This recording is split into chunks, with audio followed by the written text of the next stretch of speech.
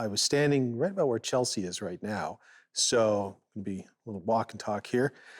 And la la la la la, hey ghost, if you got anything. I mean, I was just being me, come on, ghost, bring it on. And then I heard this loud thud. And I immediately went, whoa, behind me. There's a sort of area right here that's wooden. And if you step on that, you get that sound, that hollow wooden sound. That is definitely what I heard. And I heard it just over my left shoulder. Want some more fuel to your fire? What did you do? I didn't do anything this time. You're assuming. So you have audible. I have potential visible. Oh. You saw something? So standing at the bottom of the stairs. And I only looked for 2 seconds because then I bailed. It just seemed like, it's like I could see the curtain because there's a little light. I could see the curtain, I could see everything else. Something at the end of the stairs there. It's like I'm seeing the shine on the floor except for one silhouetted area at the bottom of the stairs. Wow. Just like as if it was just there.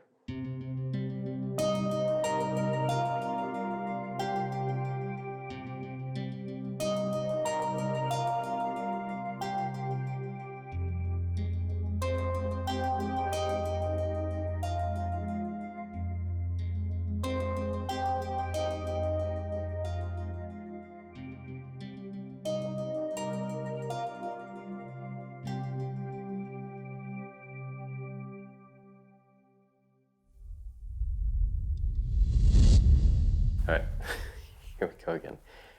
My name is Dillon Garland. Is there anybody here right now who'd like to talk?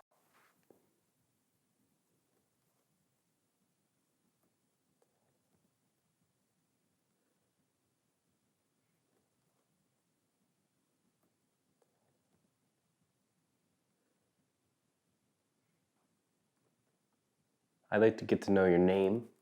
Can you tell me what your name is?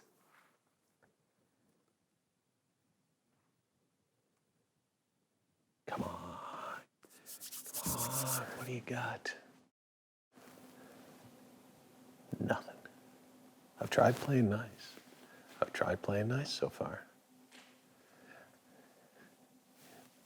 But here I am, in the Kings Playhouse in Georgetown. I am opening a vortex. I am opening a portal, which I seem to have had that ability to do here, right now, because I don't think there's anything here. Come on in. Let's go. Don't tell the rest of the team. But yes, here we are. Boom. Portal open. Do you live here?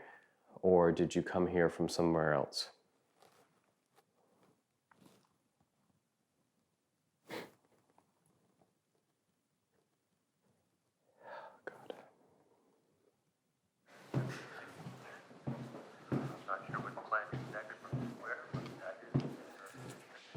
Just walk in there.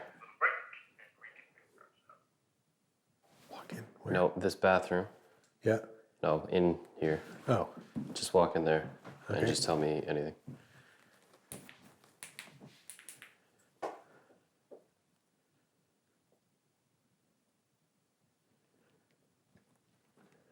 No? Should I be feeling anything? Come sit where I'm sitting. Julie is more or less underneath that area over there. She just got out of her chair, and moved her computer, but she recreated it. It was not loud, so nobody else was moving. Okay, ready? Yep. Okay. Imagine you're sitting there. Uh-huh. And this. Really? Yeah. Oh. And it felt like, the sound of somebody trying to sit still, but they still, like, if I'm sitting here, you still kind of hear, like, Yeah. movement. Yeah. I could not turn to look in there because it legitimately, it just felt like something was there, Huh. standing trying to stay still. I swear to God, the best way for me to describe what I heard was as if you were in the middle of a field and you didn't realize it was farmland, and then you look up the hill and you see a bull staring there at you. Just kind of the sound of like a heavy body breathing, and then it let out like another sound, as if it was like, imagine on the other side of this bathroom if something was just like up against the wall. Now, this does come on the heels of me attempting to open a vortex shortly ago, which I might have told you about, down in the main theater. Yep. So, and I said, hey, vortex, come on down, everything. Let's come on in. And whenever I do that, it sort of seems to go towards you. Why? See, here's the thing. This drives me nuts. When I was sitting down there and I was with Jim and I was watching the monitors, right? Mm-hmm. You look like you're getting chastised by the teacher. I'm pretty sure I am. So I was sitting there with Jim and I was watching as you were walking through the theater place. Holly was walking through the theater place. I was watching Rachel up here and Holly up here the first time. And I had a bit of excitement because, that stage area is really cool. The history of the paranormal that goes on here, like, it isn't bad. It seems friendly for the most part. Maybe a little playful, but not bad. Mm-hmm. Since learning that you, as I walk out of the theater and you say, you're gonna have fun in there, I feel scared. Like out of my mind scared that I just don't want to do anything. Where before I was like, yes, this is awesome. Let's go see if we can talk to, is his name George? Yeah, Captain George. Captain George. And now I'm like, well, I don't want to go in there because it's going to be an audience of like little horned red people. Why do you... It should be stressed, folks. When we say, we've gotten to the point where we say, Paul, you opened a vortex. I don't know if I have that power. I just opened a door. I open ourselves up to it. And I mean... What was the analogy that we talked about before? I think you may have brought it up, Holly. It's like, well, if you leave the door open, is it your grandmother coming in or somebody's coming in to rob you?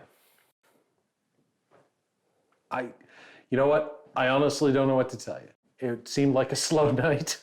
So, my other analogy is if you don't buy a ticket, it's like a theater. You have to buy a ticket to get into the show. And I don't think just showing up like anyone can, we're here for the haunted house. I think you have to buy the ticket. And I hadn't heard anybody yet tonight go, you know what? We're open to whatever experience you want to bring down.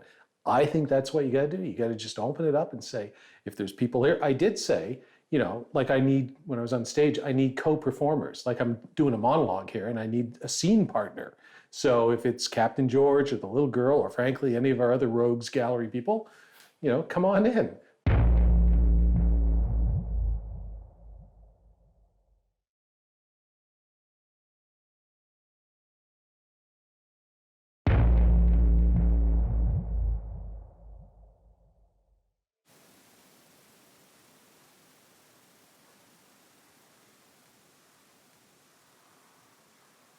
And final question I'll ask. Do you live here, or did you come here from somewhere else?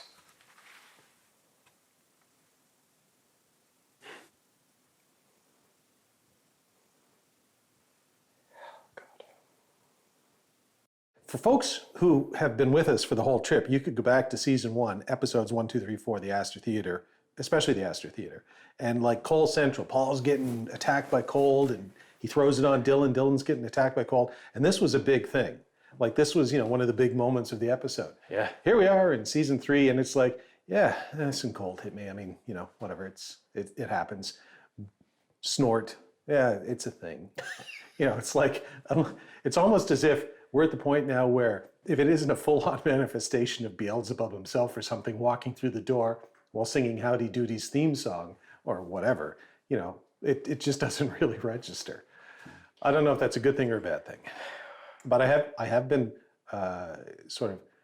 struggling with this as over the last few weeks as I've edited past episodes and you see all this stuff and you start to hear things and you go, yeah, like it's the old adage, right? If you're in a hole, How do you get out of it? Stop digging. And yet here we are. Dig, dig, dig. Do you know what this is like, though? I got a better analogy for you. It's like you dug a 6-foot hole and say, Dillon, can you check out just to make sure, like, the ground in the bottom of the hole is great? And then you found some extended shovel and kept digging as I was in the bottom while you're safely up top, just kind of making the hole deeper and deeper. Just trying to give the East Link audience their money's worth. Oh my God. So now I guess I go to the theater and enjoy whatever you let loose. Yeah, time's up. Well, if it makes you feel any better, you know who gets up here now? My turn. So if you want to open a vortex or anything right now and leave it for me, here's your chance. Like, we're right here, right now. You like, call something down and leave it for me. If I'm gonna do that, You're going to do it from the theater when I can't where hear you can't hear me, yes I am. Coward. I'm not a coward. I just feel an eye for an eye, as in story. Have fun.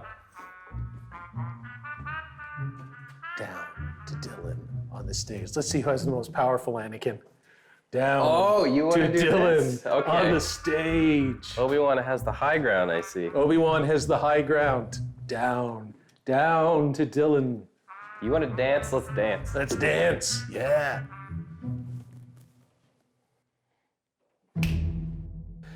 So it's Paul. It's probably about 1 o'clock, and I am up in the dressing room at the Kings Playhouse in Georgetown, and I'm here all alone.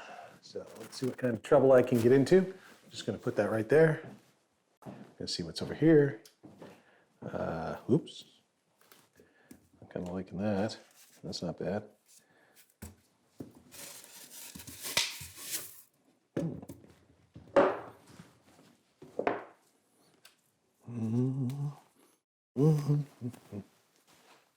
That is a good look. Paul's upstairs in the little room where I just heard something snort. So I think this has turned into a little bit of a fight, a paranormal fight between us. So I'm not gonna stoop that low. I'm gonna stick to my original plan. I'm gonna be nice to whatever's in here. So let's see what happens here. If you're nice against, what is the right word? Taunting, aggressive, rude, disrespectful, all that stuff. Here we go. You guys can leave. Leave me alone in here. And if I don't come out, all my stuff goes to my sister. So that's a will. That's a legal will. All right, get out of here. I'm gonna try something different. I want to talk to demons or ghosts, spirits. I'm gonna do a little time travel experiment here. I would like to speak to or interact with, in some way, me from the future, traveling back into the past, or sending a message back into the past. Now, this is interesting because future me will know that past me, which is present tense me for me, will have done this. So if future me has the ability or the knowledge that maybe I gain in days, weeks, months, or years to come to somehow send a message back to me right now, I am saying to future me, take that opportunity. So good spirits here. I mean, apparently in the third row. Is there anybody in the third row? There's a couple of hats back there. If you want to sit in the third row, push the hats on the ground. They're not important. Chuck them.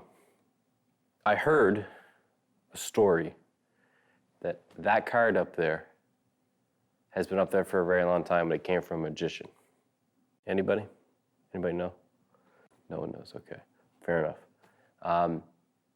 That's been up there a very long time. Apparently they can't explain how it got up there. But anybody want to take it down? I mean, it's probably been up there long enough, no? I mean, let's leave some history. Let's, as a group. I don't know if you guys know what a TED Talk is. TED Talk is when you kind of come out and you present a case, an interest, or whatever, to an audience. I guess this is kind of a paranormal TED Talk. So why don't, instead of me explaining to you something that I like, why don't we become a community, right? Everybody come closer. Whoever's closer, I felt that. That was a breeze of cold air that was not my hand, because I'm doing the hand thing again and I can't feel that same thing. But if anybody's here who wants to come up, feel free. Any kids, come chill. Because I know we are on a grave site. So if anybody's here who we have disturbed, I'm sorry. But if anybody is already awake or we disturbed awake and wants to chill out, come chill out. Let's together as a community, or a new community here, let's take that sucker down.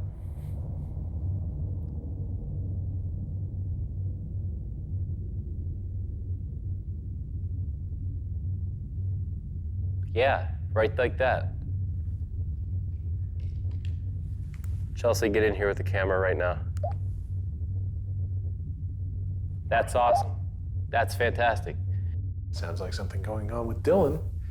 Now, I wonder if that's future me, because I called out future me to come back and give me a message. But it strikes me that future me would want to come back and give my young protege, Dillon, some sort of message. Seems I would be much more likely to do that.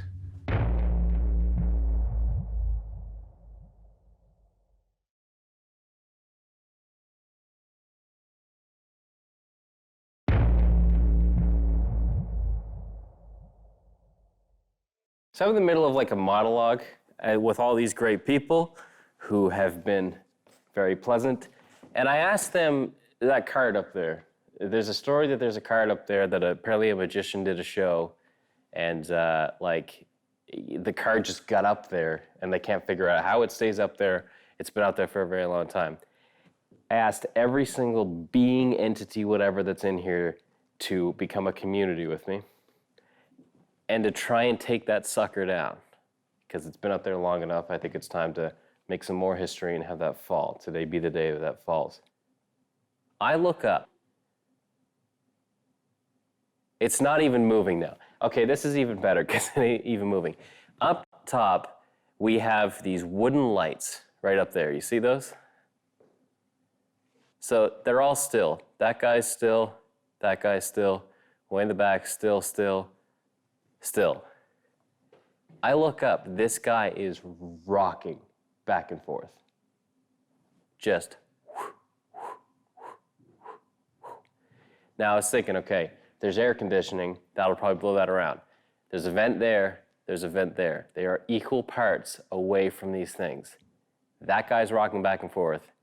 That guy is as still as a coma. I don't know what that means, Paul. Fun story. So, I'm sitting up. This is just a theory. You might actually like this one. Have you heard what I've been talking about? Yes. So, I'm sitting up in the room and I'm kind of getting bored. I've called out Captain George, the little girl. I skipped our rogues gallery. How did you call them out? Just, make yourselves known in some way. Okay, fair enough. No, wait. Hold on, though. And then I said, I have this idea for a thought experiment.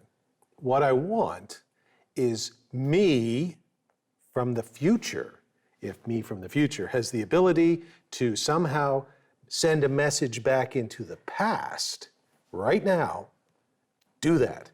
And some way that we would understand. Yeah, we haven't tried this yet. So I just thought, who knows what happens in 20, 30, maybe in 40 years, I've discovered the secrets of the universe. I don't know.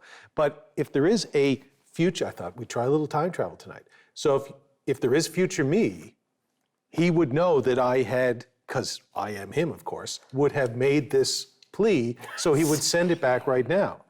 And as soon as I did that, you went, I need a camera down here or whatever. Like right now, you called immediately, I don't know, 5, 6 seconds afterwards. I went, all right, what would future me do? Future me wouldn't send it to me. Future me would send it to my young protege. Yep. That's what present me would do, and I'm assuming future me is not that much different than present me. So I just wanted to let you know, not calling out demons or anything, I actually called out myself. And I said, send us something if you're in the future and we have this ability 20, 30, 40 years from now to do this. Who knows? I like your purple beret. That's why I laughed and had to walk away. I got a 'cause raspberry beret. I saw the hair, but then you dipped down just enough for you to see that. Yeah, It's the kind you find in a secondhand store. So I'll let you know what I did, because I think it's fair. You told me, I told you. You're a wrestling fan. I am. Right. So I came up here. First off, you left the rope of Captain George's thing down. So I went up there without sitting in the chair. I said, I apologize on behalf of Paul. He shouldn't have sat here. I tied the rope around. I said, this is your chair. Hope you enjoyed the show. Came up, sat down, crossed my legs, dropped a pipe bomb, which is something that a wrestler that I like, CM Punk, used to do, where he would come out and tell the truth. Did this pipe bomb have something to do with me? Everything to do with you. I can't wait to see that. So it was all about how I felt you were treating these entities you were calling out of the vortex. And I described it as, Paul's been here shooting bullets at your feet and asking you to dance. I'm not going to do that. So I'm not going to tell you the second part of that, but I just said, I gave them an opportunity to do something. I gave them the night off tonight, but tomorrow they might on their dime. I'm just saying, I'm not sure you want to go mano with me on this, but I enjoyed the challenge, so. I was nice about it. I said no physical harm. Yeah, well, okay. I said you can mess them up mentally a little bit. It's funny. The young Anakin has become the Holly. There you go. Zzz, lightsaber. So anyway, did something happen after that? Did it ever? Oh, okay. So after I cut the pipe bomb, I sat up at the front, and I, no cross legs, I was talking to the good spirits here. I said, Captain George, the little girl, whoever's here, right? And I kind of was joking. I explained to them what a TED Talks was in case they had no idea what that was. And I said, well, instead of me coming out and telling you that you need to listen to me, let's become a community. Let's do something here. Let's maybe cause the course of history based on that. The card. Oh, the card, right, yeah. That no one knows how it got up there and why it stays up there. And I said, let's all together, let's knock that sucker down. Let's see if we can finally get that down, see what we can do. I look up, I see light back there, the wooden panels, right? Second light. See how still they are? The panels. Yes, like the whole lighting system here. Yep. This guy, still as can be. This guy, as you can see, is still rocking Wow, back it and is forth. moving. Look at that. Imagine that, probably triple what it's doing. Okay. Going back and forth, back and forth. That thing was going Still nuts. is. Yeah, it's on the tail end of its kind of shakiness. And that's when I called in and said, Chelsea, get in here right now. Because that thing was like, So that thing essentially started moving when I called out future me. Which I'm not saying it's future me. potentially, I'm just saying somebody if there is this trickster-like element or entity or demon or whatever you want to call it, they could be out there going, these guys are boring. They've tried everything up. Oh, wait, he's calling himself out from the future? I could pretend to be that. That's new. Let's try something new. So to get us to think, or it could really be me, but unlikely. So maybe it's now masquerading as me. It's come full circle. it's either that or us. We've become a community here. Wow. So yeah, that's, as you can still see, it's rocking back and forth. It is. Yeah. There's no windows in here. Like it's so weird. Like that sucker was moving.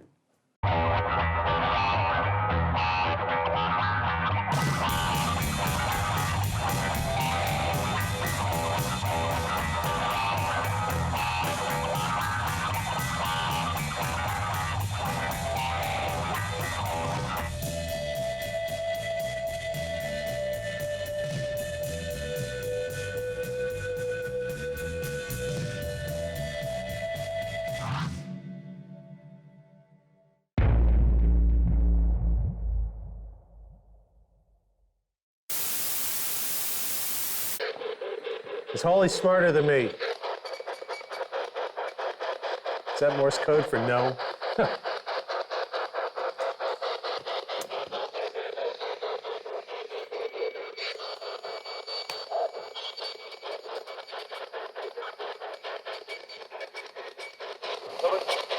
Dillon? Nope. That was your name again.